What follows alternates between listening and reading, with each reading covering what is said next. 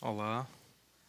Na sequência do nosso assunto, é importante aprofundar um pouco mais os conhecimentos e o comportamento mecânico dos materiais. Nós já sabemos que um material, na sua vida útil de contato com o meio externo, vai sofrer diversas influências e também solicitações mecânicas, químicas, diversos materiais. E claro, não podemos enquanto projetistas, permitir que essas características saiam do nosso controle, que essas solicitações, que esse tipo de situação que ocorra esteja fora de controle. Afinal, a confiabilidade de um material é fundamental para o bom desempenho dele. E para tal, testes mecânicos mostrando como o material se deforma em diversas ocasiões são mais que interessantes, elas são fundamentais. Coloco até assim bem marcado como fundamentais. Assim, vamos seguindo o nosso conceito.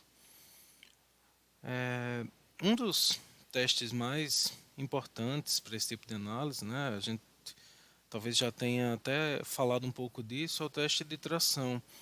E embora seja possível determinar muitas propriedades mecânicas, no geral assim, de um material após um teste, ele é usado primariamente assim para determinar a relação entre a tensão normal média e a deformação normal média, em muitos materiais usados na engenharia, como os metais, as cerâmicas, polímeros e também os materiais compósitos. Se encaixa para tudo, praticamente. E aí, para que se faça um ensaio de tração ou de compressão também, se for o caso, prepara-se um corpo de prova desse material, seguindo, obviamente, padrões de forma, tamanho, né? Tem uma recomendação por trás. E existe uma série de regulamentações, de recomendações para esse tipo de ensaios, assim. Uma delas, inclusive, é bastante utilizada por ser bem completa e ter, assim, a confiabilidade garantida. Já é bastante usada, tem toda a certificação internacional e isso é bem tranquilo, que é a norma ASTM D638. Inclusive, eu sugiro a você que leia essa norma atentamente para se fundamentar melhor sobre comportamento, tensão, deformação de um material. Voltando para a nossa imagem, né, no detalhe do nosso teste, veja o pequeno detalhe aqui, que é essa área útil, né, essa área destacada aqui em amarelo, que é exatamente o ponto onde sofre o maior efeito da energia aplicada. Tem um gráfico, um diagrama que vai de azul até vermelho, como você pode enxergar na tela, que mostra isso, o ponto de menor energia aplicada em azul até o ponto de maior energia, que é o vermelho. E é importante colocar que o ensaio é feito, apesar do corpo de prova ter todo esse formato, ter algumas características de curvatura, tudo, tem que ter a certeza que o material não vai romper fora da área que você está avaliando. Então, é necessário que faça um estudo prévio, e isso já foi feito, obviamente, por isso que está normatizado, para entender qual a área que vai sofrer a maior influência quando o material for solicitado. Que isso impede problemas do próprio ensaio em si. Quando vocês olharem na norma, vão entender melhor os detalhes disso, porque é necessário ter esse cuidado de definir qual a área que vai sofrer mais com o ensaio e a área que vai ficar praticamente inerte. Então, assim, se a parte em vermelho é a que mais vai ser influenciada pela ação das forças aplicadas, eu acredito ser um tanto lógico que as partes de menor efeito podem ficar assim, de certa forma, sem alterações, né? Então, isso garante, a gente tendo um diâmetro controlado, todas as características controladas, a gente sabe exatamente para onde a nossa força foi transferida, e isso é bastante importante. Seguindo aqui, por exemplo, só para mostrar alguns detalhes, essa é uma ilustração do sistema, de como funciona o ensaio de tração.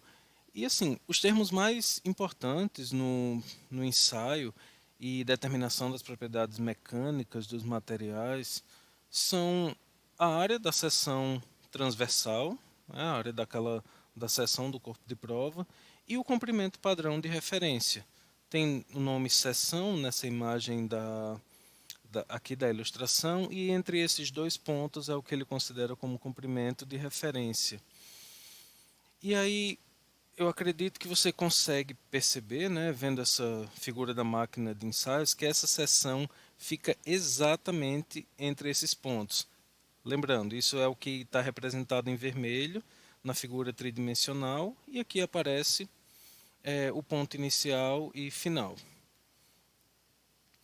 E, assim, isso, é claro, ocorre para que se tenha certeza de que a força vai ser distribuída de maneira uniforme. Se você tem um ponto que concentra a tensão, isso vai ser mais interessante, porque é naquele ponto onde vai ocorrer a falha, é onde a gente consegue estudar exatamente as características do material que a gente quer, desse tipo de ensaio. Então, com a força sendo aplicada do mesmo modo, assim, ao longo de todos os pontos vermelhos, né, como está nessa imagem, o efeito será similar de deformação. Beleza. Assim, é bem possível avaliar o quanto o material deforma, né, como é o procedimento de deformação dele. E, assim, tendo esse padrão da deformação, a gente consegue tirar algumas características. A gente vê ainda ao longo desse curso como se comporta a deformação em relação à tensão aplicada como um todo, assim como os fatores que podem ser obtidos, né, de um ensaio relativamente simples de comportamento mecânico. Dando prosseguimento, parece aqui, diagrama tensão-deformação é a representação tradicional dos resultados do ensaio mecânico. Então, beleza. Já é sabido que pelos dados de um ensaio de tração ou compressão também, sempre vou falar em relação aos dois, é possível realizar os cálculos e obter valores tensão-deformação, né, lá no gráfico, para um corpo de prova padrão, seguindo todas as normas, como a gente já falou. E esses gráficos padronizados são de amplo uso na engenharia por serem um ponto de partida. Sim, é o ponto inicial para a escolha de um material em uma aplicação técnica. Não tem como começar ou escolher, classificar um material sem ter pelo menos os dados tensão-deformação. Nesse caso, a curva resultante, né, quando aparece no gráfico, é denominada de diagrama tensão-deformação. Eu creio que você já tenha ouvido falar desse diagrama, ou até já tenha visto ou retirado algum dado dele antes. É bastante comum, mas é interessante ressaltar aqui que há duas formas principais de apresentar os dados em um gráfico tensão-deformação. Por que duas?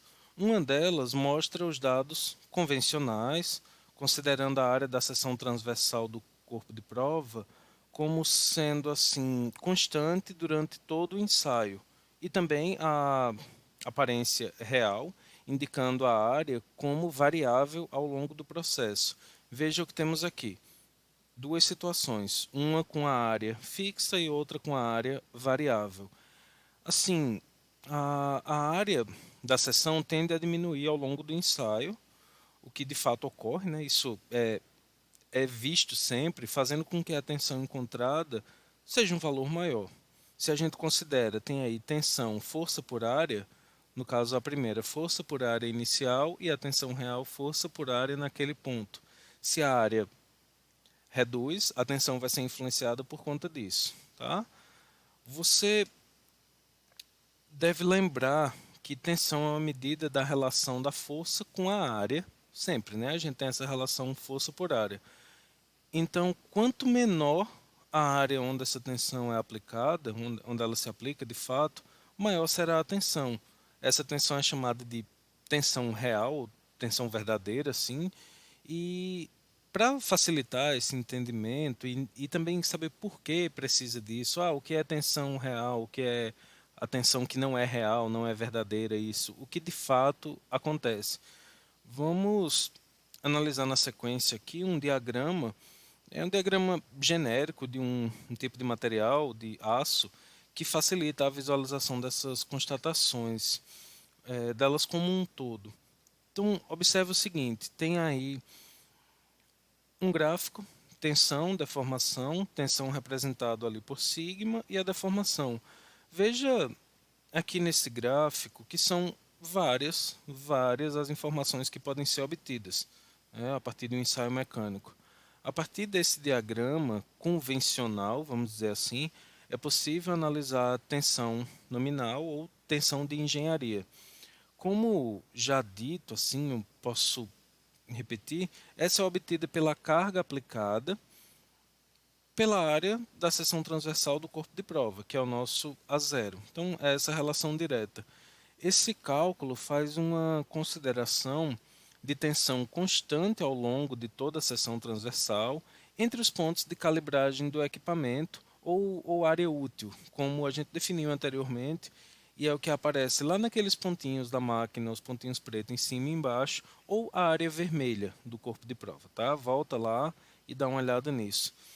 Da mesma forma que a tensão, a deformação nominal, né, ou de engenharia, é determinada diretamente pela leitura da deformação.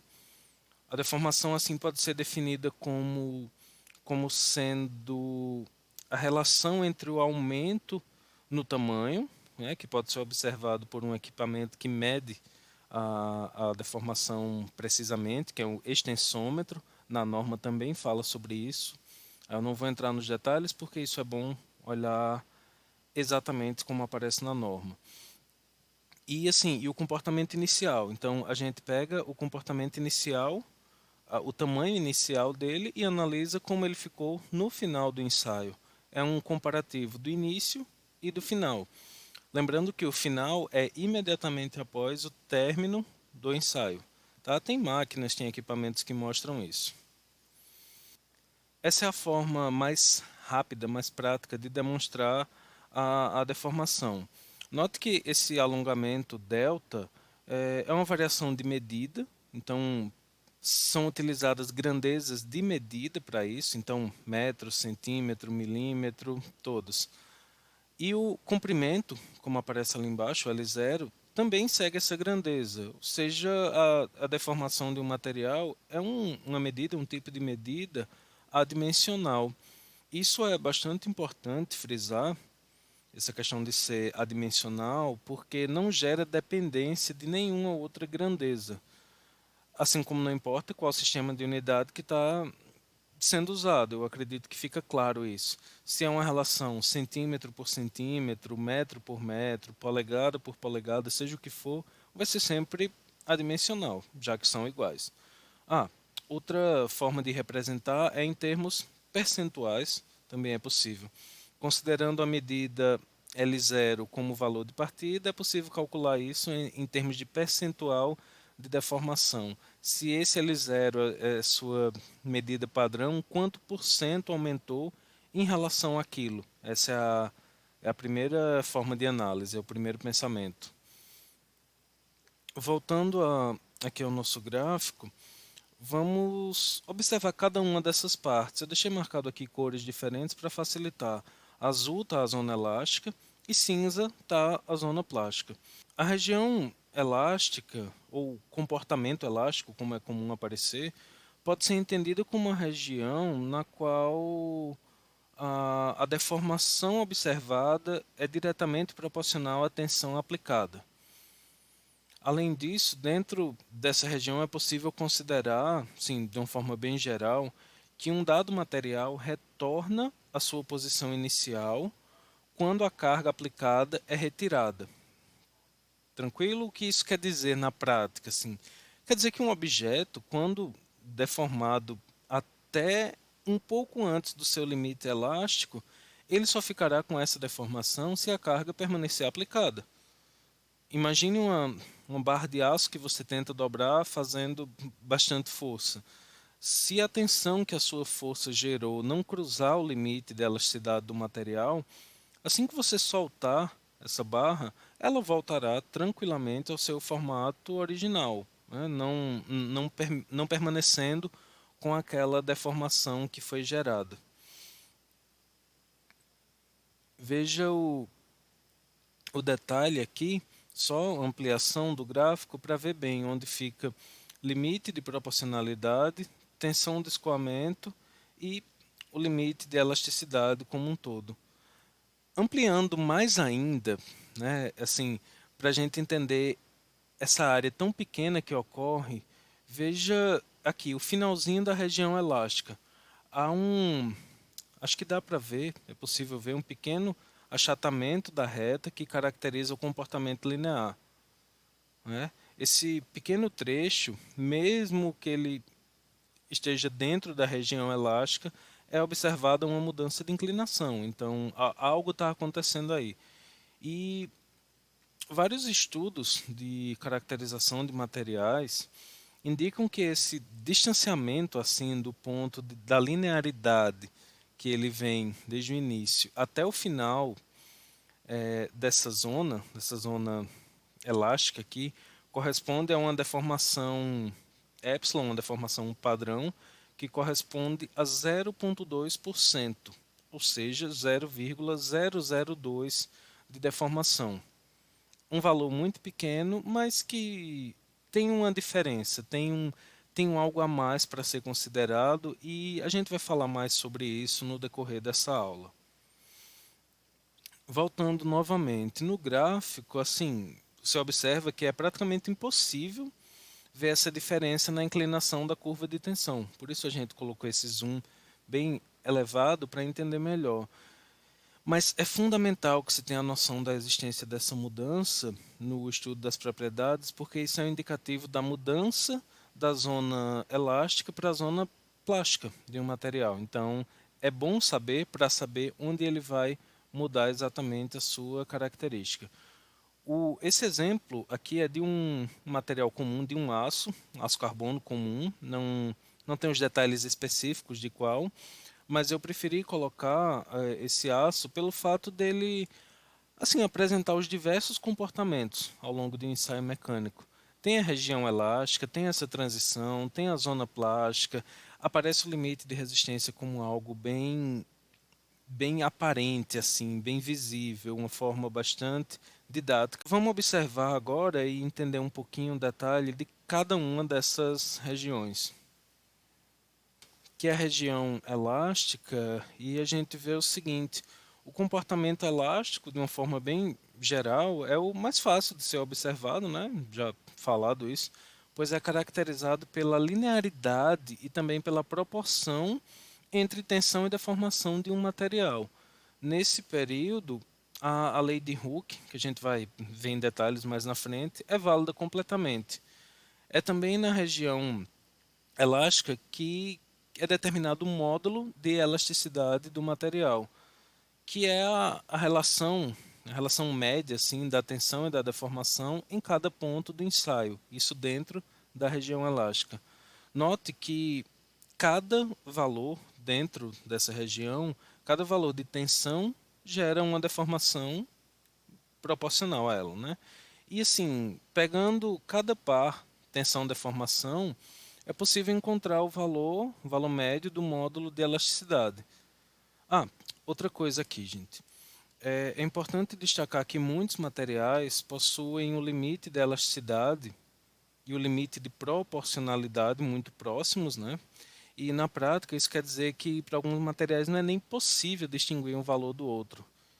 A gente pensa, poxa, mas se não é possível, como é que eu vou entender essa característica? O que vai mudar? Isso pode gerar uma certa dificuldade, de fato, nessa definição onde ele vira o comportamento para um material plástico, considerando que o material também apresenta comportamento plástico, né? Mesmo assim, um ensaio completo ainda é bastante relevante para determinar esse limite de elasticidade pela tensão de escoamento do material. O escoamento aparece aqui como assim: o limite de elasticidade é um ponto a partir do qual qualquer aumento na tensão fará com que o corpo se deforme de maneira permanente. Veja bem, é um ponto que passou dele, o material vai deformar de maneira permanente. É exatamente o limite que o material resiste para escoar. E assim, essa ocorrência, assim, tal ocorrência é chamada de escoamento porque é- ele está escoando, de fato, ele tem um deslizamento ali, seguir o seu caminho. E a partir desse ponto, né, a gente, como falou, toda deformação será deformação plástica do material, que é aquela que você sabe já, né, a gente falou que não é reversível. Voltando aqui de novo ao gráfico. Vamos analisar só com a parte 2, que é referente ao escoamento. O que é essa zona de escoamento? Lembrando que o gráfico não está na escala exata, porque em muitos ensaios, esse tipo de material, por exemplo, esse escoamento ocorreria numa deformação muito maior. Então, ficaria até complicado de inserir na tela. Quando vocês observarem resultados assim bem reais, você consegue identificar que realmente esse escoamento pode ser muito maior do que o que aparece nesse gráfico. Então, ó, essa segunda etapa no comportamento mostra essa zona, né, de escoamento que a gente já comentou, está fora, um pouco fora de escala. E assim, lembrando que o limite da elasticidade é o ponto máximo no qual o material ainda se comporta de maneira elástica, o ponto máximo. Um pequeno aumento nesse valor resultará no colapso do material total e fará com que ele se deforme permanentemente. Então, essa tensão observada é a tensão de escoamento, ou em alguns lugares também fala ponto de escoamento. Veja que interessante uma coisa que ocorre exatamente aqui nesse ponto. Pois, para um dado valor de tensão, que é a de escoamento, o material segue deformando sem que haja um aumento de tensão. Mas, como assim? Como isso é possível? Se a gente começou a ver que a tensão é proporcional à deformação, como é que o material segue deformando sem que haja um aumento na tensão? Tá? O rearranjo cristalino vai ocorrer, né, assim, dentro do material, de forma que é uma resposta desse próprio material ao esforço que ele está fazendo para manter ou para criar uma nova zona de equilíbrio. Entretanto, assim, eu posso dizer que após esse ponto de tensão de escoamento, ocorre um rearranjo tão grande, tão forte, efetivo assim, que não é possível controlar bem esse deslocamento. É como se a tensão de escoamento fosse um dos pontos críticos de um dado material. É realmente uma zona de transição. Já a etapa seguinte aqui, que é o endurecimento por deformação, é justamente o encontro, né, com o equilíbrio dos planos cristalinos, por assim dizer, né? E note que o comportamento nesse ponto chega a ser bem similar com a zona elástica, sendo praticamente um comportamento linear. Mas fique bem atento ao seguinte: a principal diferença é que, por mais que seja linear, a deformação aqui ela é de fato irreversível. Então, não é por ser linear que é uma deformação reversível, tá? Essa carga adicional ao corpo resulta assim nessa curva que cresce continuamente e vai achatando até o ponto que é conhecido como limite de resistência do material. Durante todo o período assim nessa fase de endurecimento por deformação, até atingir esse limite de resistência, o corpo se alonga, o corpo de prova se alonga de maneira uniforme, ou seja, a área útil dele se alonga totalmente uniforme, né? Isso quer dizer que, se for observada a variação da seção transversal, ela será a mesma, independente de se pegar próximo do início do comprimento lá do corpo de prova, no meio ou no final. Ela deforma de maneira igual. Ela vai reduzindo, a área da seção transversal vai diminuindo, mas é proporcional a todos os pontos. Outra informação relevante é que o endurecimento por deformação, ou encruamento, como também aparece esse termo em alguns lugares, ocorre pelo fato da movimentação das discordâncias que o arranjo cristalino apresenta. Então, dando sequência aqui, a gente retorna a esses pontos que vai falar de características como ductilidade do material, resiliência, então a gente retorna a isso. E essa última parte, né, assim, é a partir ponto de resistência máxima, que é o limite, né, o limite que o material suporta, o corpo de prova, ou um objeto real também, nas condições similares, até porque o ensaio, o corpo de prova, é para simular uma situação real, ele começa a falhar de fato. E assim, o que vem a ser essa falha, então? O que é essa falha? O que quer dizer quando alguém, o corpo de prova falhou? Aqui nessa zona começa a formar o que podemos chamar de pescoço ou empescoçamento, que é a redução gradativa da área da seção transversal. Isso ocorre geralmente próximo ao centro do corpo de prova, e essa redução faz com que os cálculos de tensão real versus tensão calculada sejam realmente observados como diferentes. Note que a partir do limite de resistência, o valor de tensão começa a cair gradativamente até o rompimento total da peça. Isso ocorre pelo fato da área da seção ser diminuída só naquele ponto, necessitando então de uma tensão cada vez maior para manter o mesmo valor de força aplicada. Lembre que tensão é a relação força por área. Se a área cai, a tensão automaticamente subiria bastante. Mas como nos cálculos se utiliza a área como constante, o valor que vemos é um valor de queda de tensão.